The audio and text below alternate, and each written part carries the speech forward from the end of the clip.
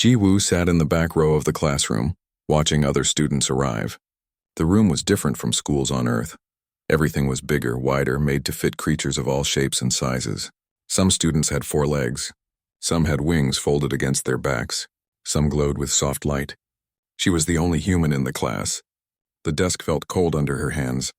Ji-woo had been on the station for 3 weeks now, but she still felt like everyone was watching her.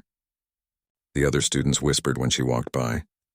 They kept their distance in the hallways. Nobody sat next to her during meals. A group of Quillians entered the classroom. They looked like large rabbits that walked on 2 legs with soft gray fur and big dark eyes. They moved together, always in groups, always chattering softly to each other.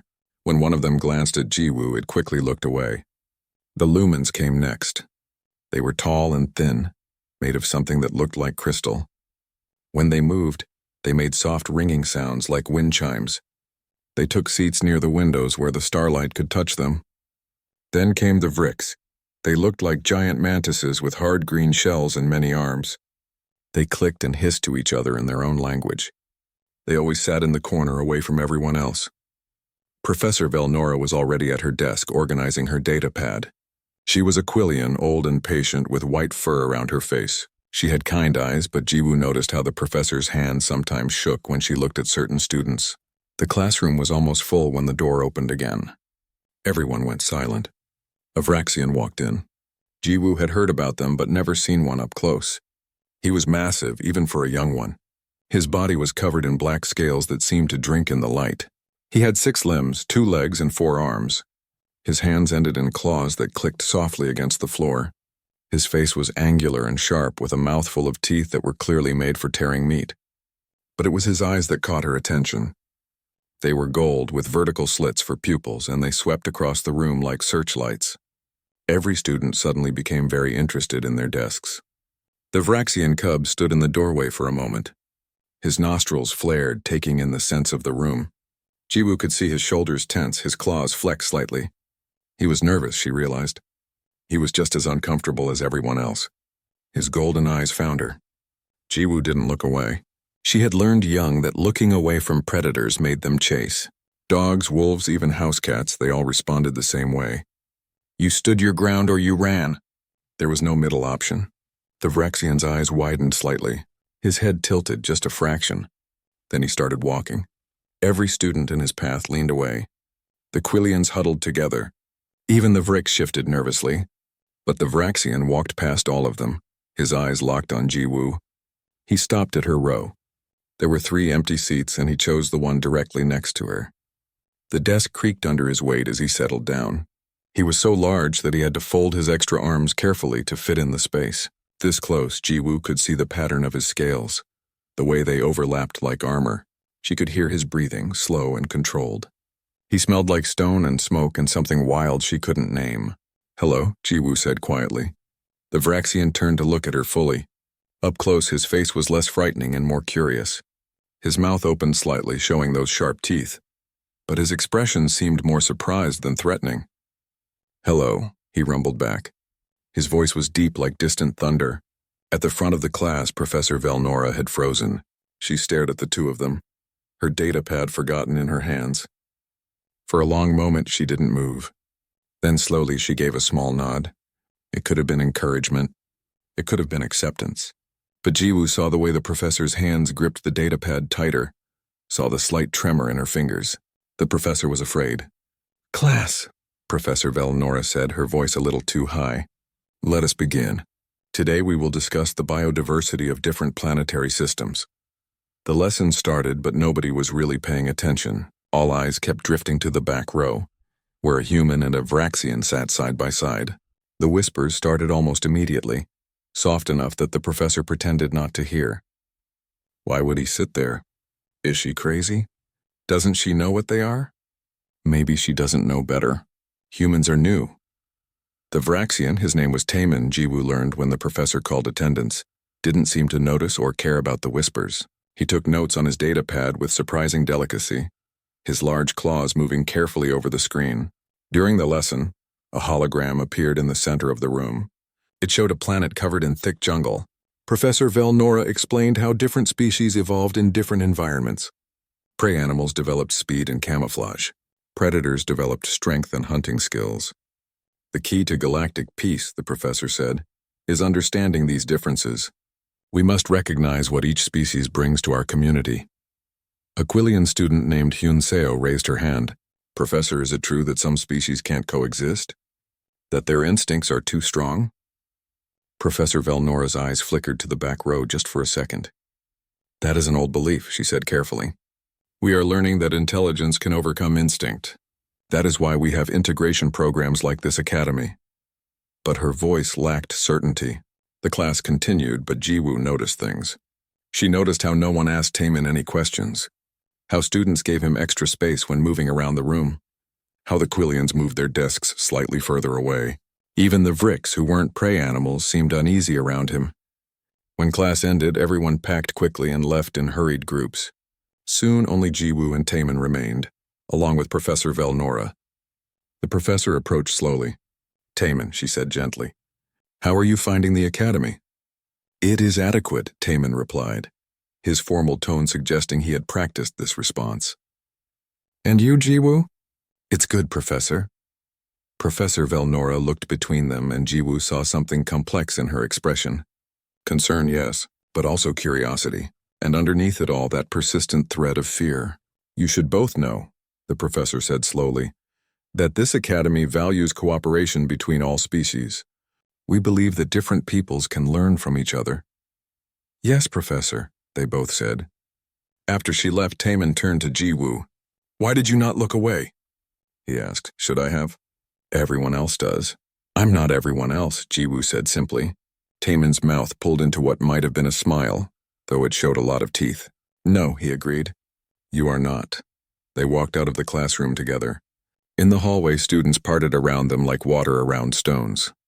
Some stared, some whispered. But Jiwoo walked with her head up, and Taemin walked beside her, and neither of them looked away from what they were. Behind them, Professor Velnora watched through the doorway, her datapad clutched in trembling hands. She had nodded. She had accepted. But deep in her prey species' heart, she felt the ancient fear that had kept her ancestors alive. Two predators walking side by side. The galaxy wasn't ready for what that might mean. 3 weeks had passed since Taemin sat beside Jiwoo. In that time, something strange happened. They became partners in every class project. They studied together in the library. They ate meals at the same table, usually alone because others still kept their distance. The whispers continued, but Jiwoo and Taemin ignored them. They had found something rare in the vastness of space, someone who didn't flinch when they looked at you.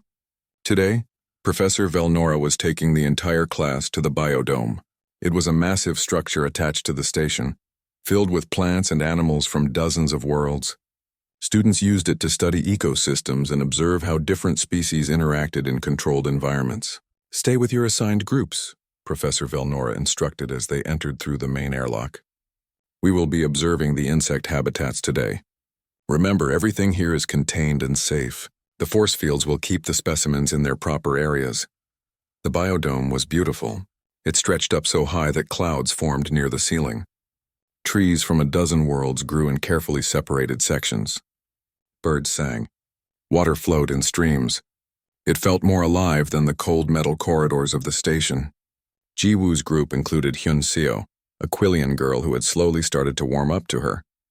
Hyun Seo was curious about Earth and asked many questions, though she still tensed whenever Taemin was nearby. Their group also had Minho, a Lumen who communicated mostly through musical chimes, and 2 Vricks whose names Jiwoo couldn't pronounce properly. Taemin was assigned to a different group, much to the discomfort of his teammates. Jiwoo watched him walk away with 3 other predator species students. He looked back once and gave her a small nod. The insect habitat was in the eastern section of the biodome. It contained hundreds of species, each in its own sealed enclosure. Some were beautiful, with wings like stained glass. Others were strange and alien, with too many legs or eyes in unexpected places. Professor Velnora stopped at a large enclosure. Inside, thousands of small beetles moved across the ground like a living carpet. They were each about the size of a thumb, with iridescent green shells. These are Vex beetles, the professor explained. They are native to a world called Vex Prime. Individually, they are harmless, They eat decaying plant matter and help process nutrients in their ecosystem. However, in large numbers, they can strip a forest bare in days. They are also easily startled and can become aggressive when threatened. The beetles moved in mesmerizing patterns, flowing over and around obstacles like water. Jiwoo leaned closer to the force field, watching them work. That's when the alarm started. Red lights flashed throughout the biodome. A recorded voice echoed from speakers everywhere. Warning. Containment failure. All students evacuate to the nearest exit. Professor Velnora's ears went flat against her head. Everyone, quickly! Move toward the entrance. But it was too late. The force field around the Vex beetle enclosure flickered and died. For one heartbeat, nothing happened. Then the beetles surged forward like a wave, pouring out of their habitat and spreading across the floor. The Quillian screamed. Hyunseo grabbed Jiwoo's arm, pulling her backward. Run! She cried. The beetles moved fast, far faster than Jiwoo expected. They swarmed over everything in their path. When they reached a Vrick student who had frozen in fear, they climbed up his legs. He shrieked and tried to brush them off, but there were too many. The beetles weren't eating anyone, Jiwoo noticed. They were just overwhelming them, covering them, their sharp little legs scratching and clinging. But there were so many that students were falling, unable to see or breathe under the weight of thousands of small bodies. Everyone was running now. The lumens had climbed onto tall structures, using their height advantage. The Quillians were fleeing in a panicked group, tripping over each other. Even the Vricks, who were supposed to be tough, were retreating from the endless swarm. Jiwoo watched a beetle climb onto Hyunseo's shoulder. Her friend screamed and swatted at it, terror in her eyes. More beetles were coming, an unstoppable tide of them. Something clicked in Jiwoo's mind. She stopped running. Her eyes swept the area, taking in details. The beetles moved in patterns, following chemical signals from each other. They avoided certain plants, probably ones with strong scents. There was a maintenance station nearby with tools hanging on the wall. Jiwoo ran toward the maintenance station, not away from the beetles but across their path. She grabbed a long pole with a net on the end, used for collecting plant samples. She also grabbed a spray bottle of cleaning solution. Hyunseo was shouting something at her, but Jiwoo didn't listen. She was focused now, her movements quick and precise. She sprayed the solution in a line on the ground. The beetles hit the wet area and recoiled, turning away. Good. They didn't like the chemical smell. She used the net to scoop up dozens of beetles at once, then swung them away from the fleeing students. It wasn't gentle, but it worked. The beetles scattered when they landed, breaking their group formation. More beetles were coming. Too many for one person to stop. Then Taemin was there. He didn't ask questions. He saw what Jiwoo was doing and understood immediately. He grabbed another tool, a flat blade meant for cutting vines, and used it like a shovel to push beetles aside. His forearms moved in a blur, creating barriers and clearing paths. They worked together without speaking. Jiwoo would spray a line to redirect the swarm. Taemin would use his strength to move obstacles, creating walls the beetles couldn't easily cross. When beetles got too close to Jiwoo, Taemin was there, sweeping them away. When Taemin's section was overwhelmed, Jiwoo sprayed the deterrent chemical to give him breathing room. It was like a dance, but one made for survival. Jiwoo anticipated where Taemin would move. Taemin knew when Jiwoo needed support. They covered each other's weaknesses and amplified each other's strengths. The other students were still fleeing, but now they had a clear path. Jiwoo and Taemin had created a corridor between the entrance and the beetle swarm. Students ran through it, no longer covered in insects. Professor Velnora arrived with station security. They had equipment designed for containment situations, force field projectors and sonic barriers. Within minutes, they had the beetles corralled and pushed back toward their enclosure. Emergency crews worked to repair the failed force field. The beetles, confused and tired, gradually calmed down and returned to their habitat instincts, clustering together and slowing their movement. When it was over, everyone gathered near the entrance. Students were shaking, crying, checking each other for injuries. The Quillians huddled in a tight group. Even the Vricks looked shaken. Jiwoo and Taemin stood apart from the others. They were covered in dirt and plant matter. Taemin had some scratches on his scales from beetle claws. Jiwoo's hands were red from gripping the tools so hard. Professor Velnora approached them slowly. Her eyes were wide, her breathing still fast. "You two," she said quietly. "You didn't run." "Running wouldn't have helped," Jiwoo said simply. "There were too many beetles and not enough exits." "You fought them," a Quillian student said, his voice full of disbelief. "You ran toward them." Taemin's golden eyes swept over the gathered students. Someone had to. But Jiwoo saw the way they were all looking at her now. Not at Taemin. They expected a Vraxian to be brave, to fight. They were looking at her, the small human girl who should have been running with the rest of the prey species. Hyunseo stepped forward, her voice shaking. You moved like a predator, Minho chimed softly, his musical voice carrying a note of realization. The silence that followed was heavy. Professor Velnora looked at Jiwoo with new eyes. The fear was still there, but now it was mixed with understanding. We should return to the main station, she said quietly. Medical staff will want to check everyone. As they walked back through the corridors, Jiwoo noticed the change. Students gave her the same space they gave Taemin, the same careful distance, the same nervous glances. Hyunseo walked beside her, but slower now, more cautiously. Jiwoo, she said quietly. What you did back there. Humans can do that? Some humans. When we need to. But you're so small. You don't have claws or armor or...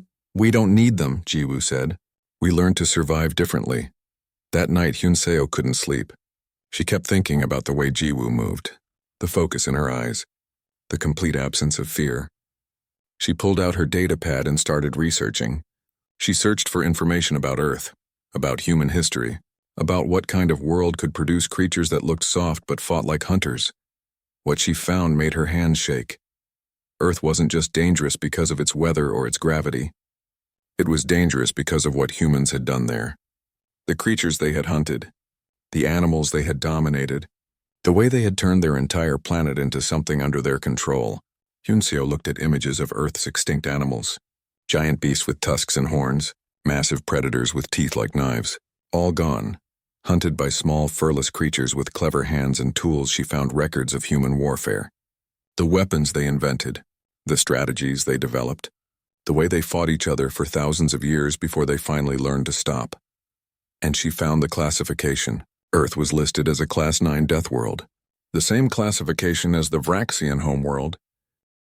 Hyunseo had barely slept. Her mind kept returning to the data she had found about Earth, about humans. Every time she closed her eyes, she saw Jiwoo moving through the beetle swarm with cold precision. No fear, no hesitation. Just calculated violence applied with perfect control. She needed to tell someone. She needed others to understand. The common area was quiet this early in the station's day cycle. Hyunseo had asked several students to meet her, those she trusted, those who might listen. Minho arrived first, his crystalline body chiming softly as he moved. Then came 3 more Quillians and 2 Vricks. This better be important, one of the Vricks clicked. I have a test to study for. It is, Hyunseo said, her voice tight. She activated the holographic display in the center of the room. It's about humans. About Jiwoo. What about her? Minho chimed, curious notes in his voice. Hyunseo pulled up the first file. An image of Earth appeared, spinning slowly. It looked beautiful. Blue oceans, green continents, white clouds, peaceful. This is Earth, she said. The human homeworld. The Galactic Council classified it as a death world, but I didn't understand what that meant until I started researching. She changed the image. Now it showed a massive creature with long tusks and a trunk. This is called a mammoth. It weighed as much as a small spacecraft. It had thick fur to survive ice ages. Humans hunted them to extinction using only sharpened sticks and rocks. The Quillians shifted uneasily. One of them, named Day, spoke up. Many species hunt. That doesn't mean... Wait, Hyunseo interrupted. She pulled up another image. This is a wolf, an apex predator from Earth. Humans didn't just hunt them. They domesticated them. They turned these killers into companions and workers. And look at this, another image appeared. And this, and another. And another dogs of every size and shape filled the display. Tiny ones that could fit in a pocket. Giant ones larger than most Quillians. All descended from wolves. All shaped by human hands over thousands of generations. They didn't just survive their predators, Hyunseo said quietly. They made them into pets. The room was silent. Minho's chimes were low and uncertain. Surely the council knew this. When they made first contact, Hyunseo pulled up official documents stamped with council seals. They knew everything. Look at this. She highlighted a section of text. Earth is classified as a Class 9 predator world. The same level as the Vraxian homeworld. The same category as the Varl hunting grounds. That's impossible, Day whispered. Humans are so small. They don't have natural weapons. They don't need them. Hyun-seo brought up images of human tools. Stone axes, spears, bows, swords, guns. Humans are tool users. Their bodies are weak, so they made everything else strong. And look at this. The display shifted to show human anatomy. Their eyes face forward, predator vision for tracking prey. They have endurance most species can't match. They used to hunt by chasing animals until the prey collapsed from exhaustion. They have hands that can grip and manipulate anything. And their brains, she paused. Their brains are wired for pattern recognition, strategy, and pack hunting. One of the Vricks leaned forward, mandibles clicking thoughtfully. You're saying humans are evolved predators. I'm saying humans are apex predators that evolved on a death world, and nobody told us. Hyun-seo pulled up the next file, and several students flinched. It showed human warfare, battlefields, weapons of terrible power, cities reduced to rubble. For most of their history, humans fought each other. They invented weapons not to defend against predators but to fight other humans. They had something called world wars, conflicts that covered entire continents and killed millions. Why would the council allow them into space? Dee's voice was shaking now. Because of this. Hyun-seo showed newer images. Humans helping to rebuild after disasters. Human doctors treating aliens. Human scientists sharing discoveries. Somewhere along the way they changed. They still have all the predator instincts, all the capacity for violence, but they learned to control it. They learned to use their pack hunting instincts for cooperation instead of warfare. Minho chimed softly, a questioning tone. The council thought they could integrate safely? The council made a calculated risk. Humans showed enough empathy, enough self-control. But look at this, she pulled up the integration protocols. Humans were introduced slowly, carefully. The council didn't want to cause panic. Most of the galaxy still doesn't know Earth's full history. They see humans as curious explorers, clever traders. They don't see the predators. But Jiwoo, Day started. Jiwoo doesn't hide it, Hyun-seo finished. Maybe she doesn't know she's supposed to. Or maybe she just doesn't care. But when that beetle swarm happened, her instincts took over. We all saw what she really is. The display now showed the official classification documents. Page after page of data about human capabilities, human history, human potential threats, all marked with the highest security clearances. The council has been managing human integration like you would manage any dangerous species, Hyun-seo said. Slowly, carefully, making sure they stay spread out, making sure they bond with prey species before anyone realizes what they are. Then what about Taemin? One of the Vricks asked. Why is a Vraxian in the same program? Hyun-seo pulled up more documents. The Vraxians made their own deal with the council. After centuries of war, they agreed to peace. Part of that peace was integration, sending their young to learn among other species, proving they could coexist. So the council put two predator species in the same academy. Minho chimed, his tones thoughtful. Humans and Vraxians. They probably thought it was safe. The protocol says to keep predator species separated from each other as much as possible. Predators compete. Predators fight for dominance. That's what the galaxy has believed for generations. Hyun-seo paused, but nobody expected them to become friends. The weight of that statement settled over the room. Friends, Day repeated softly. Two apex predators from different death worlds working together. It's never happened before, Hyun-seo said. The galaxy keeps predators apart because we're afraid of what they might do if they cooperate. But Jiwoo and Taemin, she trailed off. The Vricks clicked thoughtfully. They fought together. Against the beetle swarm. They moved like they understood each other perfectly. Pack hunting, Hyun-seo said.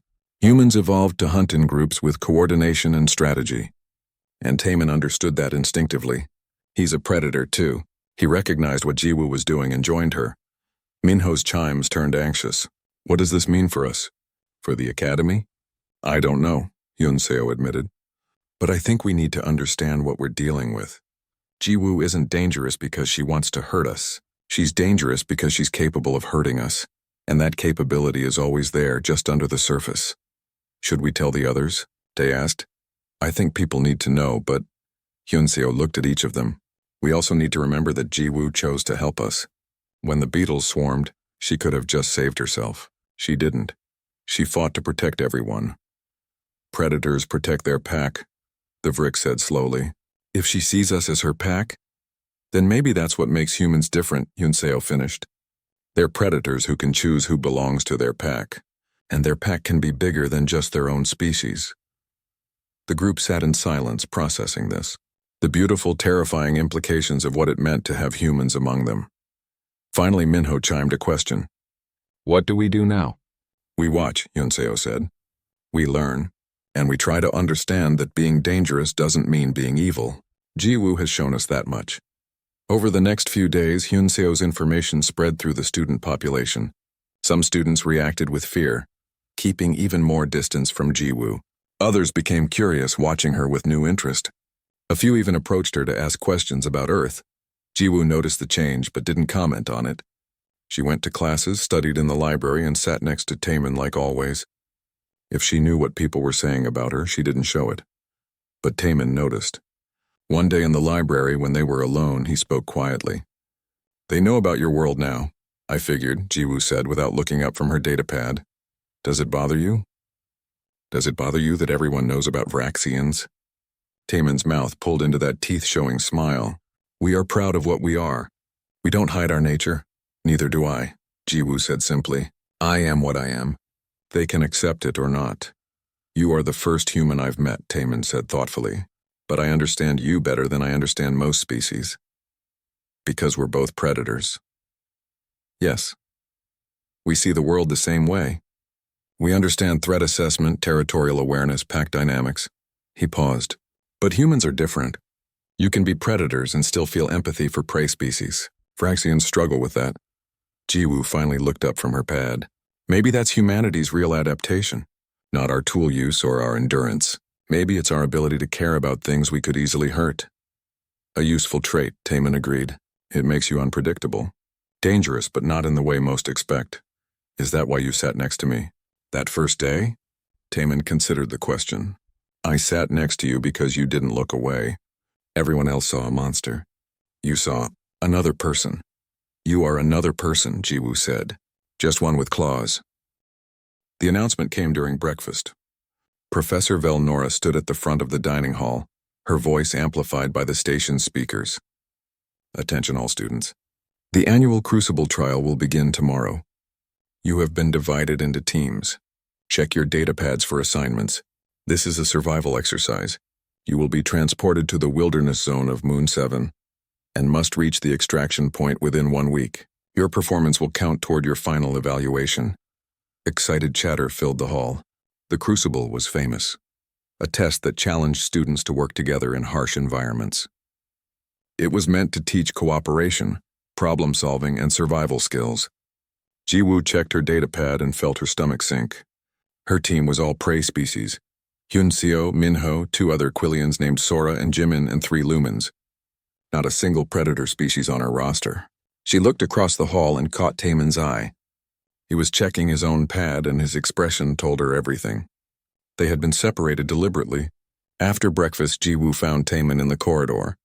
They split us up on purpose. Obviously, Taemin rumbled. The administrators are concerned about our partnership. Because 2 predators working together is dangerous, Jiwoo said bitterly. To their way of thinking, yes. Taemin's claws flexed against his datapad. I am grouped with Varl hunters and a Kralix warrior. All predator species. They want to see if we can cooperate or if we will compete for dominance. And they gave me all prey species to see if I'll protect them or frighten them. It is a test within a test, Taemin agreed, but we have survived worse than being in different groups. The next morning, the teams boarded transport ships. Jiwoo's group was quiet during the flight to Moon 7. Hyunseo sat next to her, trying to project confidence she clearly didn't feel. We can do this, Hyunseo said. The route is marked. The weather should be stable. We just need to work together. Moon 7 was beautiful and brutal. The landscape was covered in purple vegetation that swayed in the thin wind. Rocky outcrops jutted from rolling hills. The air was breathable but thin, making everyone move a little slower. The gravity was slightly less than standard, giving each step a strange floating quality. Each team was dropped at different starting points. The extraction zone was 3 days' walk north through varying terrain. They had basic supplies, emergency beacons, and their own skills. Let's move, Jiwoo said. We want to cover good distance before dark. They walked through the purple grass following the GPS marker on their shared datapad. Hyunseo had good navigation skills. Minhyo could sense weather changes through his crystalline structure. The Quillians were fast and had excellent hearing. The lumens could see in different light spectrums. It was a good team, Jiwoo thought. Just because they were prey species didn't mean they were helpless. By the third day, they had found a rhythm. They set up camps efficiently. They rationed their food carefully. Sora had even found an edible plant that supplemented their supplies.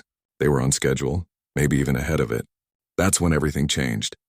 The emergency broadcast came through on all datapads simultaneously. A recorded voice, urgent and clear. "This is Research Station Omega. We have suffered a catastrophic shield failure due to solar flare activity. Radiation is entering our facility. Life support is failing. We have approximately 48 hours before conditions become fatal. Request immediate assistance. Repeat, this is an emergency." The voice cut off, replaced by coordinates. Jiwoo checked the map. The research station was on Moon 7, about 20 kilometers east of their position. Hyunseo was already pulling up more information. "It says here there are 7 researchers at the station. The orbital debris field makes ship rescue impossible. The radiation levels are too high for standard rescue equipment. So they're trapped," Jimin said quietly. Another broadcast came through, this time from the Academy administrators. "Attention all Crucible teams. The trial is officially suspended due to the emergency at Research Station Omega. Any team that wishes to volunteer for a rescue attempt will receive full marks and commendations. However, this is extremely dangerous. Teams may choose to proceed to the extraction point without penalty." Jiwoo's team looked at each other. The Quillians' ears were flat with anxiety. The lumens dimmed slightly, their equivalent of worried body language. "We should help," Minho chimed softly. "We're not equipped for this," Sora protested. "We're students, not rescue specialists. And look at us," she gestured at the group. "We're all prey species. We don't have the strength or the skills for a dangerous rescue." "We have to do something," Hyunseo said. "There are people dying." "Getting ourselves killed won't save them," Jimin argued. "We should be realistic about our capabilities." Jiwoo listened to them debate, her mind already working through the problem. The research station was heavily shielded, which meant breaking in would require force. The radiation meant they would need to work fast. And the debris field meant they couldn't get help from the station. This was exactly the kind of situation where predator species had advantages: strength, endurance, the ability to function under extreme stress. Her team couldn't do this alone, but she knew someone who could help. "I'm going," Jiwoo said quietly. Everyone stopped talking and looked at her. "The station is 20 kilometers east. Taemin's team was dropped northeast of us. If I head east and slightly north, I might intercept them." "You're going to find Taemin," Hyunseo said, understanding dawning in her eyes. "His team has the physical capabilities we need. Combined with our skills, we might actually pull this off." "And if you can't find him?" Sora asked. "Then I go to the research station alone and do what I can." Jiwoo started packing her essentials. "You all should continue to the extraction point.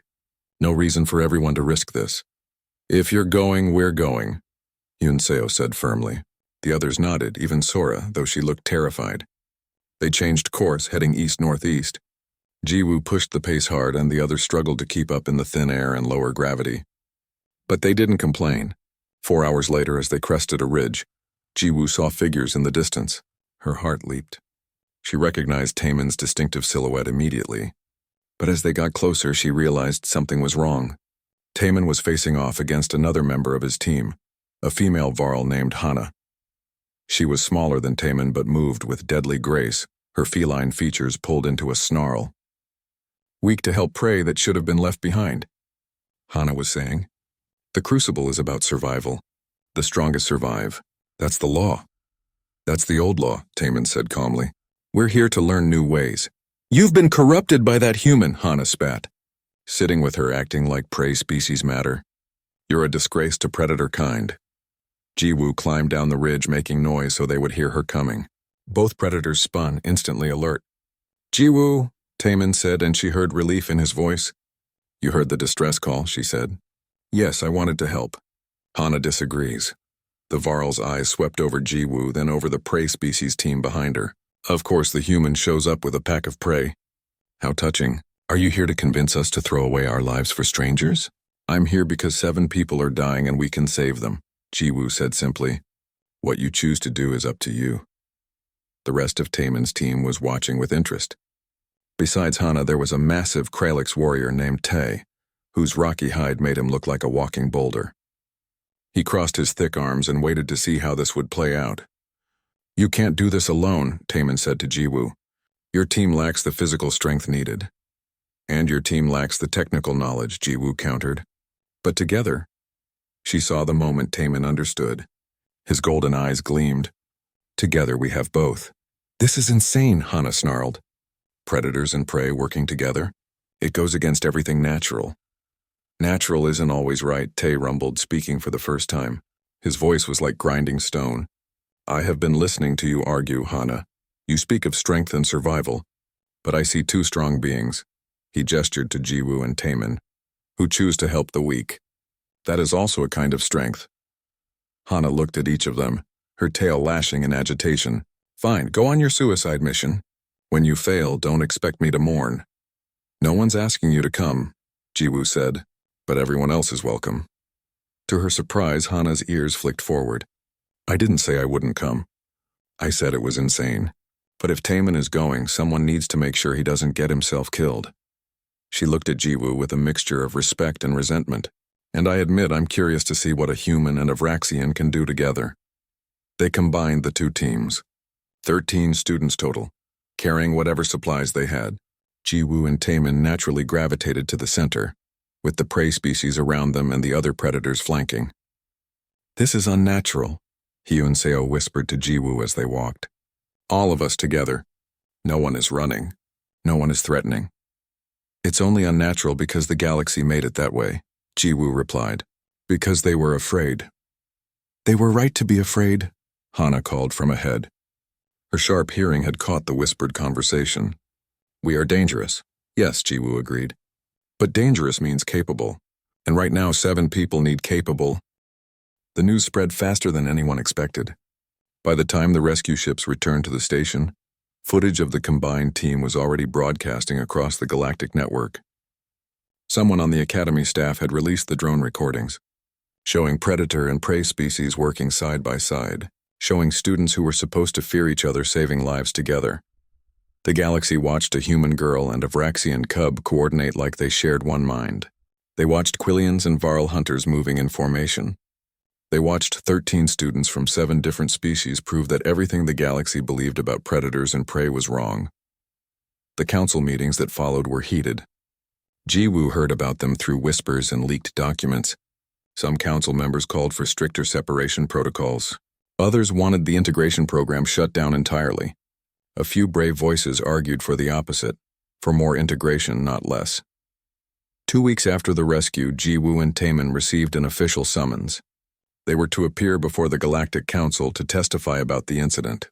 The night before their testimony, Jiwoo couldn't sleep. She stood at the observation window of her quarters looking out at the stars. Earth was out there somewhere, far away. She wondered what people back home would think about all this.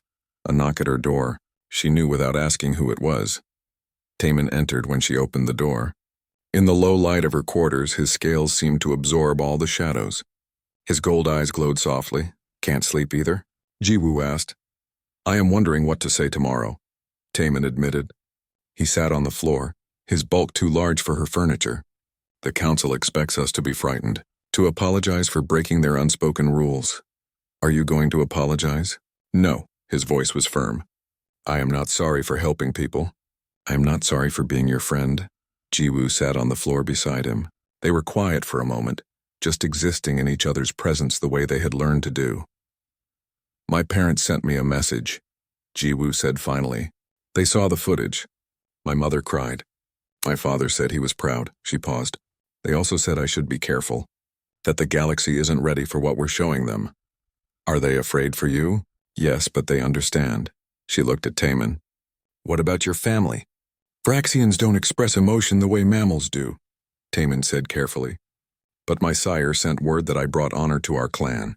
My dam said I have learned something she spent centuries trying to teach her people, that strength without wisdom is just violence. Your mother sounds wise. She is. She fought in the territorial wars. She has killed many beings. But she says the hardest battle she ever fought was learning to stop fighting. They sat in comfortable silence, watching the stars wheel by outside the window. Whatever happens tomorrow, Jiwoo said. I'm glad you sat next to me that day. Taemin's teeth showed in his version of a smile. So am I. The council chamber was enormous, designed to accommodate representatives from hundreds of worlds. The ceiling stretched so high it disappeared into shadow. Council members sat in a great circle, each on platforms adjusted to their species' needs. Jiwoo and Taemin stood in the center, small figures in a vast space. Lights focused on them from all directions. Every word they spoke would be recorded, analyzed, and broadcast throughout the galaxy. The chief counselor, an ancient being named Pell who looked like a tree that had learned to walk, spoke first. Their voice was like wind through leaves. Students Jiwoo and Taemin, you stand before this council to answer questions about your actions during the Crucible trial incident. We have reviewed the footage. We have read the reports. Now we would hear from you directly. Pell paused. Why did you choose to combine your teams? This was not protocol. This was not suggested by your instructors. Jiwoo glanced at Taemin. They had agreed she would speak first. Because people were dying, Jiwoo said simply, and separately our teams couldn't help them. Together we could. You did not consider the risk? Another counselor asked, a Quillian elder named Ven. You are both from predator species, from death worlds. The protocols exist for good reason. Predators are meant to be kept separate from each other to prevent complications. Complications like cooperation? Jiwoo asked. Like friendship? A murmur ran through the council. Pell raised one branch-like hand for silence. You must understand, Pell said. The galaxy has maintained peace for generations by carefully managing interactions between predator and prey species. When we discovered Earth, we debated for years whether to make contact. Your species' history is concerning. Because we're good at killing, Jiwoo said flatly. Because Earth is violent and we evolved to survive it. Yes, Pell admitted. And when we finally decided to integrate humans into galactic society, it was with the understanding that you would be carefully monitored. That you would learn to present yourselves as non-threatening. That you would essentially learn to hide what you are. But I didn't hide, Jiwoo said. And when that Vraxian cub walked into my classroom, I didn't look away. I saw another person, not a threat. Taemin spoke now, his deep voice carrying easily through the chamber. And I saw the same. For my entire life, I have watched other species fear me. They see my claws, my teeth, my size, and they run. But Jiwoo looked at me and saw me.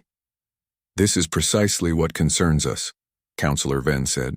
Two apex predators bonding across species lines, cooperating in ways that what? Jiwoo interrupted. That save lives? That show predators can be more than their instincts? That show predators can be dangerous in new ways, Ven replied sharply. Organized, coordinated, working together instead of competing. You're afraid, Taemin said, and it wasn't a question. You're afraid of what we represent? Not because we're dangerous to others, because we're dangerous to your way of thinking. Another murmur, louder this time. Some council members looked offended. Others looked thoughtful. Pell raised their hand again. Explain. The galaxy's peace is built on separation, Jiwoo said. You keep predators apart because you believe we will always compete, always dominate, always fight. You surround us with prey species and expect us to be gentle because we're outnumbered. The whole system is based on fear. And you think this is wrong? Pell asked. I think it's incomplete, Jiwoo said. Yes, predators can be dangerous. Yes, we have instincts that can lead to violence. But we also have intelligence, choice, the ability to be more than our biology. Your species, Ven said to Jiwoo, spent thousands of years at war with itself. You invented weapons of terrible power. You fought over resources, territory, ideology. Only when you reached space did you finally stop. Yes, Jiwoo agreed. And that's exactly my point. We learned. We changed. We became something better than our history. And Vraxians, Ven continued, turning to Taemin. Your people were considered the greatest threat in this sector for centuries. Your territorial wars consumed dozens of worlds. You only stopped when the council threatened complete quarantine. Also true, Taemin said calmly. My people learned the hard way that endless fighting leads nowhere. But we learned. So you both admit you come from violent species, Ven said, as if this proved his point. We come from species that were violent, Jiwoo corrected, past tense. Because we chose to change. Because we realized that being dangerous doesn't mean we have to be destructive. Pell was silent for a long moment, their branch-like fingers tapping together thoughtfully. What do you believe should happen now? If you were on this council, what would you decide? Jiwoo took a breath. This was the important part. I would stop treating predators like problems to be managed. I would stop separating species based on fear.